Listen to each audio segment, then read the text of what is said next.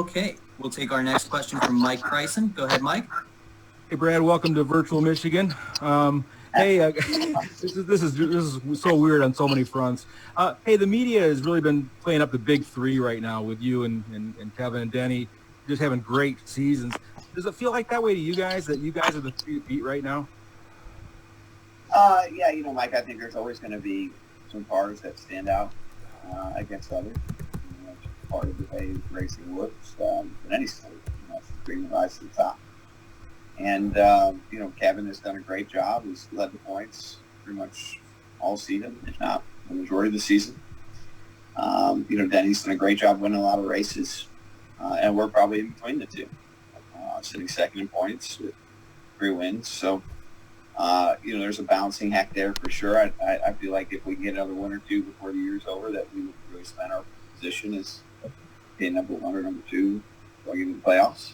But the reality is, when you get to the playoffs, a whole another year, a whole another challenge, and the regular season, NASCAR kind of helps build that points cushion for the playoffs, but it doesn't win you the championship. You've got to go out and perform in those last 10 races. So a lot of respect and credit to Kevin and to Denny and their teams, but I hope we can get right there and make it count. Good luck, man. Thank you. Okay, next we'll go to Taylor DeSormu. Go ahead, Taylor. Brad, how are you this morning? Terrific. Thank you, Taylor. Just wanted to ask, obviously we saw some of the consequences of coming down with the virus with Jimmy Johnson, having to sit out a week. For you, how have your midweek habits changed? And talk with your team, hey, maybe don't go out as much, or maybe stay in because you have to miss a race, especially at that time. Yeah, well, Taylor, it's tough. I take wearing a mask very seriously.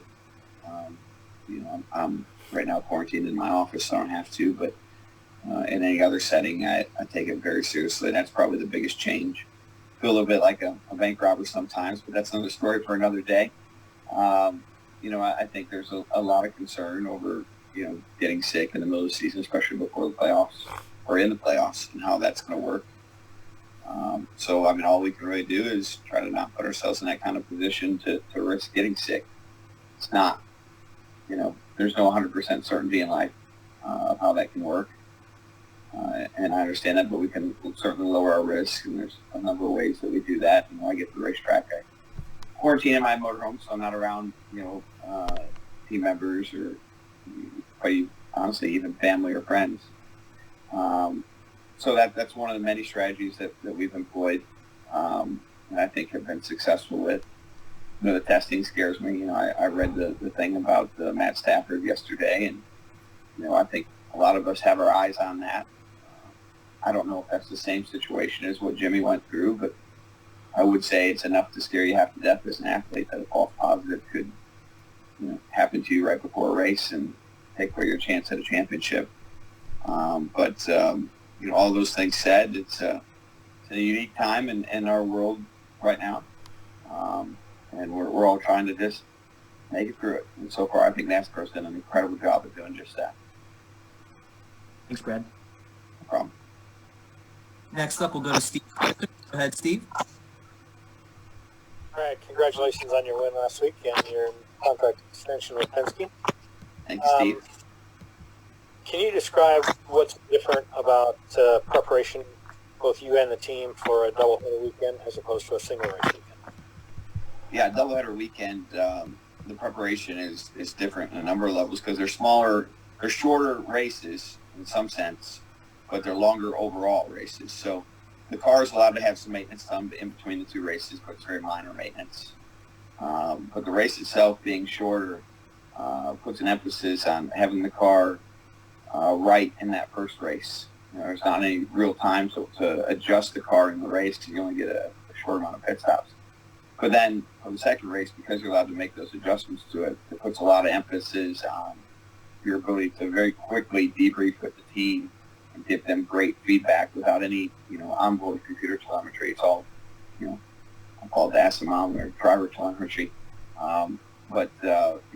That said, put a lot of emphasis on that relationship and communication between the 2 races to be able to find the weaknesses, adjust to them, and adapt to be the best you can. Thank you. No problem. Okay, next up we'll go to George Pauly. Go ahead, George. Hey, Brad, good morning. Hey, Two questions, if I could.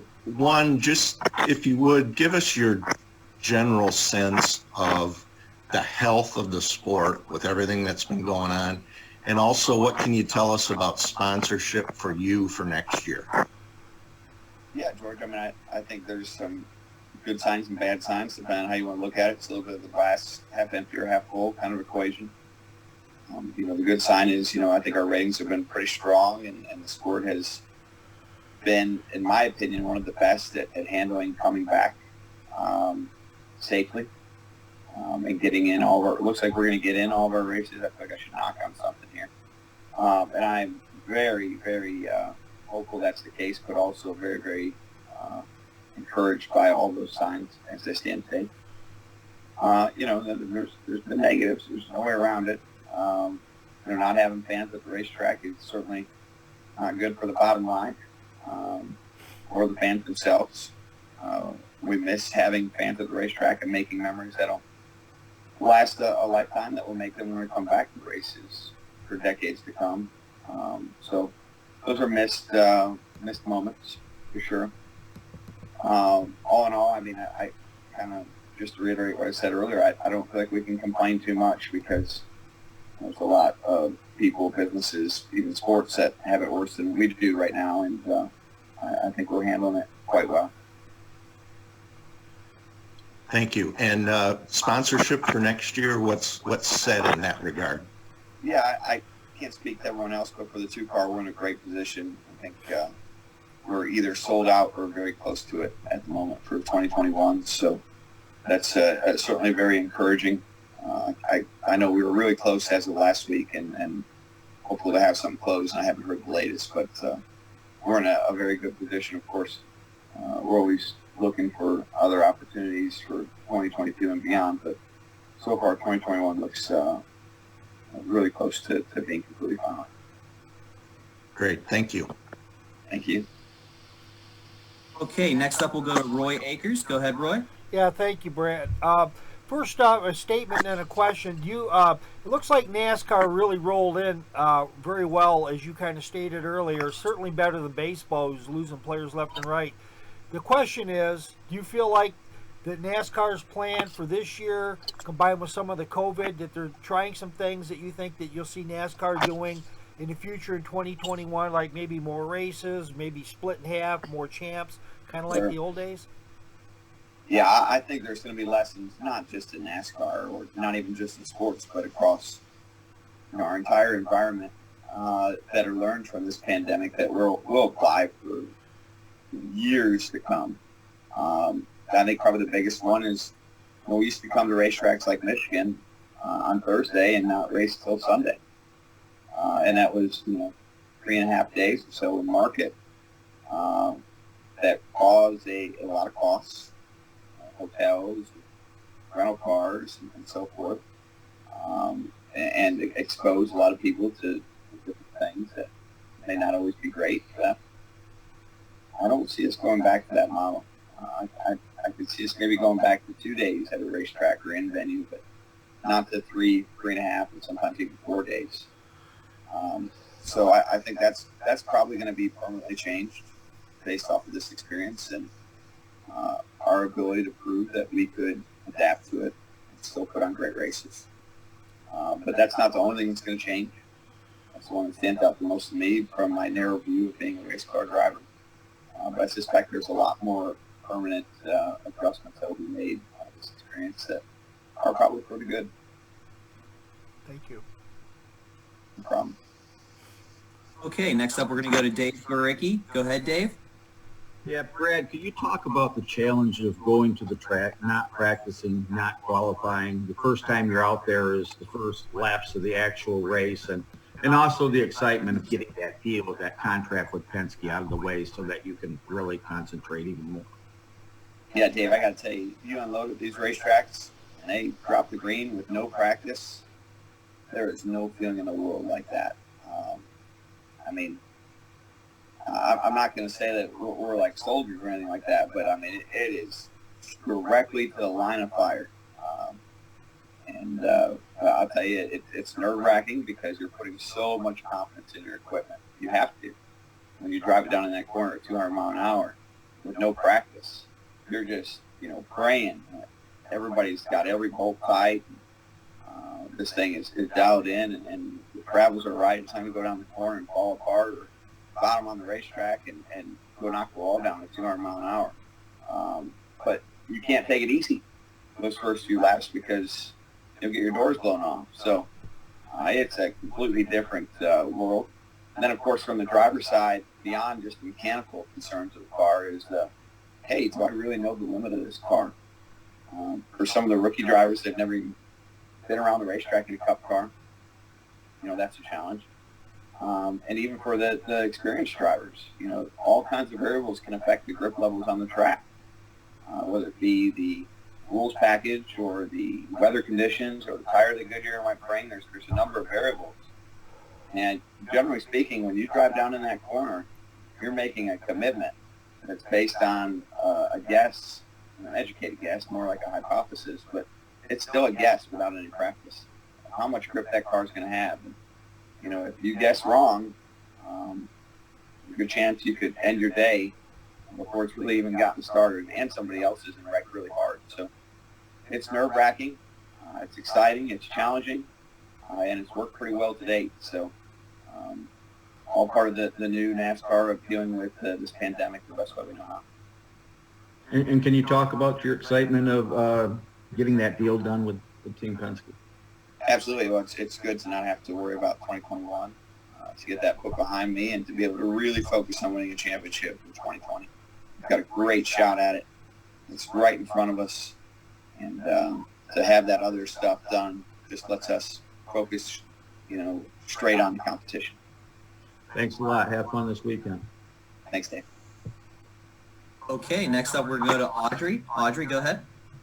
Brad, sorry if this question was already asked, but I obviously is special, but this one coming up, MIS, just means a little bit more, doesn't it? Oh, absolutely. There's no doubt about it. Every race is special in its own way, but I think we can all agree that some races are more special. And, Michigan will always hold a place near and dear to my heart is a home track. One that I have a number of family and friends that normally travel to. And I just want to get that first cup win there. And I know we can. I know we've been so close. I feel like it'll happen, and I'm very hopeful that this will be the year.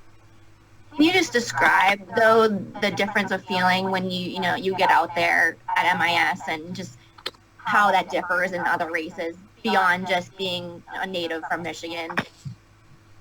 Yeah, I mean, it's the actual track, beyond just being a native to Michigan. It's a tough track. It's super big. When they repaved it, I guess 7 or 8 years ago, it went from being this really wide track where you could run all these different grooves, try all these different tactics, becoming extremely narrow track, where you were limited with where you could run, and that put the drivers really, really on edge to try not to make a mistake, and you get more wrecks and accidents there than ever before currently. So, I think that's part of the new challenge.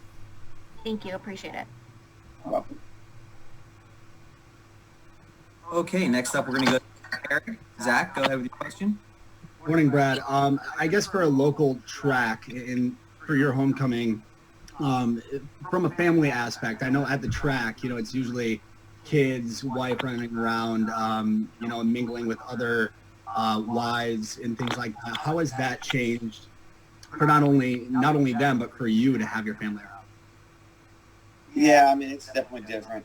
Again, I don't want to play the small violin here, but, I miss having my wife and my daughter in victory lane when we won this year. Those are moments you'll never get back. But, there's a lot worse things going on out in the world, and I try to be cognizant of that. But we miss having them at the track, just having those moments together. But we make up for that in some ways by not being in track or at venues many days. So just try to take the good with the bad and make the most of it. Thanks, Brad. No problem. Okay, George, Paul, you have a follow-up question? Yeah, hey, Brad, what's the best thing about being a state of Michigan guy who represents a Michigan-based automaker in a sport that draws most of its drivers from other states and other parts of the country? Yeah, Eric Jones is from Michigan, and I don't want to short him at all. It's being, having some of that same pedigree. But it is nice to kind of feel like you go to a track and at least own part of it and its fan base. That's a good feeling. No doubt about that. Normally there's the campers and all that, and I can drive through the infield and see a lot of our flags up, the two flags. That's really cool. It means a lot to me personally.